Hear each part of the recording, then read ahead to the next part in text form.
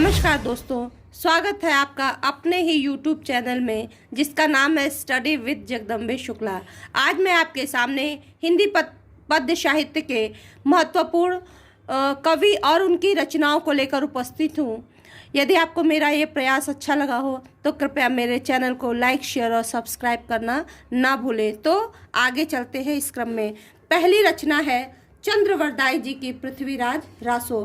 पृथ्वीराज रासो हिंदी पद्य साहित्य की प्राचीन रचनाओं में प्रमुख मानी जाती है। यह प्रामाणिक रचना भी है। दूसरी प्रमुख रचनाओं में खुमार रासो मानी जाती है जो दलपति विजय द्वारा लिखी गई।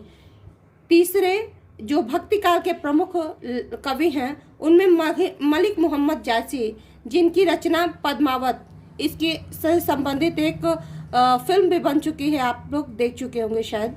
इसके साथ ही इनकी अन्य रचनाओं में अखरावट, आखिरी कलाम है। इसके बाद हिंदी साहित्य जगत के प्रमुख कवियों में अपना मूर्धन्य स्थान रखने वाले हैं सूरदास जी। सूरदास जी की सूर सागर, सूर सारावली और साहित्य लहरी है। इसके साथ ही सूरदास जी के काव्य की यह विशेषता है, इन्होंने वात्सल्य और श्रृंगार का जो वर्णन कृष्ण के माध्यम से हिंदी साहित्य जगत में आज कर चुके हैं, वैसा अन्य कोई भी कवि नहीं कर पाए हैं। आप जैसा कि आप लोग जानते होंगे, ये नेत्रहीन कवि थे। अगले हैं कबीरदास जी। ये पढ़े लिखे नहीं थे। इन्होंने खुद ही अपने बारे में कहा कि मसी कागज छुओ नहीं, कलम गई नहीं हाथ।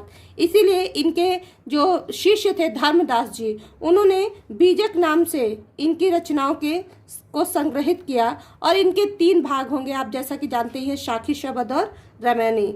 अगले हैं, ये रीतिकाल के कवि माने जाते हैं मतीराम। मतीराम की रचना रसराज और ललित राम है। अगले रीतिकाल के सिद्ध काव्यधारा के कवियों में अकेला और एकमात्र नाम आता है बिहारी दास जी का, जिनकी रचना है सतसई, जो 701 दोहों का संग्रह है और इनकी रचनाओं को गागर में सागर भरने वाला माना जाता है। अगले जो रीतिकाल के कवियों में रीतिबद्ध कवि के रूप में प्रसिद्ध हैं वे केशवदास जी हैं। केशवदास जी की कानुप्रिया और रसिक प्रिया प्रमुख रचना है। इन्हें रामचंद्र शुक्ल जी द्वारा कठिन काव्य के प्रेरक कहा गया, क्योंकि इन्होंने जो भी रचनाएं हुई वह बड़ी क्लिष्टता थी, रस से छंद से युक्त थे, रस छंद को साथ लेकर चले, लेकिन इनकी रचनाओं में बड़ी ही क्लिष्टता थी। अगले इसी युग के कवि हैं भूषण जी। भूषण जी की रचनाओं में वीर रस और श्रृंगार रस की प्रधानता हमें देखने को मिलती है, जिसमें शिवा बावनी, छत्रसाल दशक और शिवराज भूषण प्रमुख रचना माने जाते हैं। अगले भक्ति काल के प्रमुख कवि हैं जो तुलसीदास जी हैं। तुलसीदास जी की सर्व प्रसिद्ध रचना है रामचरितमानस। रामचरितमानस, कवितावली, गीतावली और विनय पत्रिका ये परीक्षाओं की दृष्टि से अत्यंत महत्वपूर्ण मानी जाती है। अगले कवि हैं विद्यापति जी। विद्यापति जी प्राचीन युग के कवियों में अपना स्थान रखते हैं। इनकी रचना है कीर्तिलता और कीर्ति पताका। अगले आधुनिक युग के कवियों में जगन्नाथ दास रत्नाकर जी हैं, जिनकी रचनाओं में जो प्रमुख रूप से पूछी जाती है वह गंगावतरण, उद्धव शतक और गंगा लहरी है।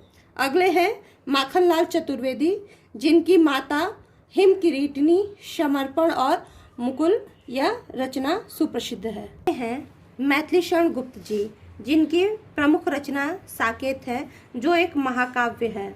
इसके अतिरिक्त पंचवटी, यशोधरा, भारत भारती, जयद्रथ वध और द्वापर इनकी प्रमुख रचना है। इसी क्रम में अगले छायावादी युग के कवि हैं सुमित्रानंदन पंत, जिनकी ग्रंथि, पल्लव, गुंजन, लोकायतन, कला और बूढ़ा चांद।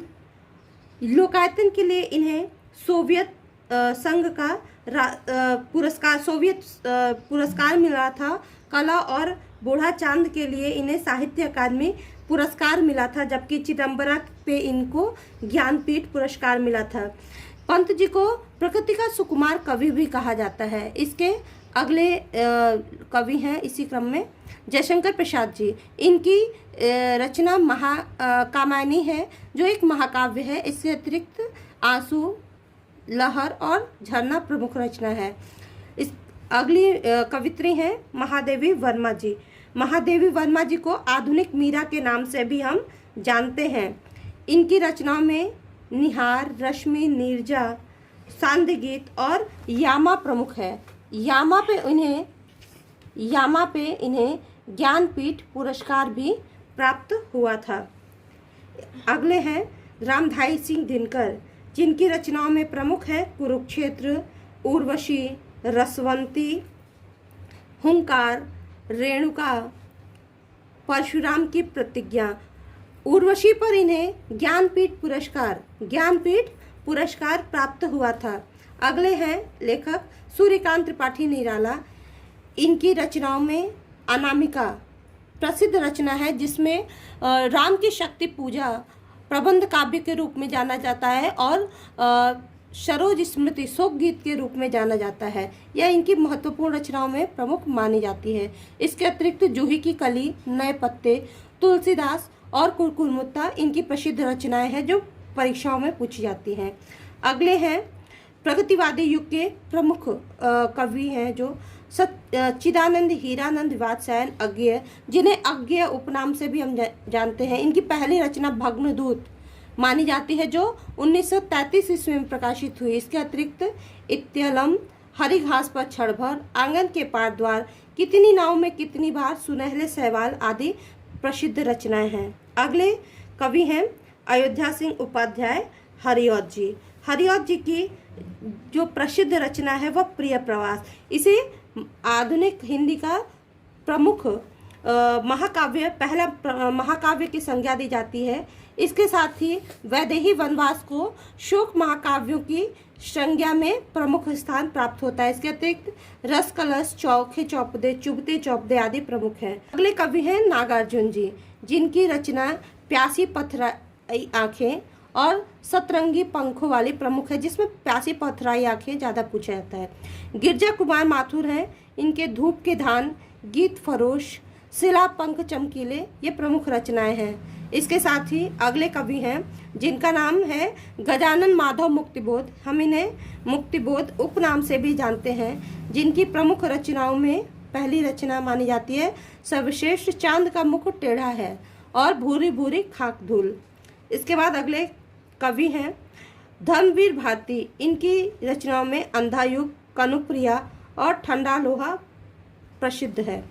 अगले हैं हरिवंश राज बच्चन, जिनकी निशा निमंत्रण, मधुबाला और मधुशाला ये प्रमुख रचनाएं हैं। और अंतिम इसी क्रम में प्रसिद्ध लेखक हैं सुदामा पांडे धूमिल, जिन्हें हम धूमिल उपनाम से भी जानते हैं और जिनकी प्रसिद्ध रचना है संसद से सड़क तक। धन्यवाद। Thanks for watching. Thank you. Please like, subscribe and share my channel.